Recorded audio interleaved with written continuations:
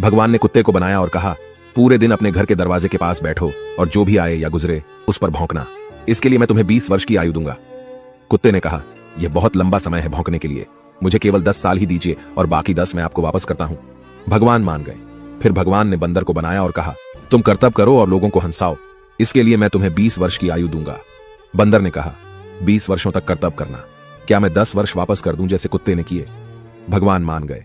इसके बाद भगवान ने गाय को बनाया और कहा, तुम्हें हर दिन किसान के साथ खेत में जाना है, उसका हाथ बटाना है और किसान के परिवार को दूध देना है, इसके लिए मैं तुम्हें 60 वर्ष की आयु दूंगा। गाय ने कहा, 60 वर्षों के लिए यह कठिन जीवन है, मुझे 20 वर्ष ही दीजिए और बाकी 40 मैं आपको वापस करती हूं। और भगवान फिर मान गए। फिर भगवान ने मनुष्य को बनाया और कहा, खाओ, सो, खेलो, शादी करो और अपने जीवन का आनंद लो, इसके लिए मैं तुम्हें 20 वर्ष की आयु दूंगा। लेकिन मनुष्य ने कहा, केवल 20 वर्ष? क्या आप मुझे कुत्ते द्वारा 10, गाय द्वारा 40 और बंदर द्वारा लौटाए गए 10 साल और नहीं दे सकते? भगवान मान गए और कहा, ठीक है, मैं तुम्हें 80 वर्ष की आयु देता हूं।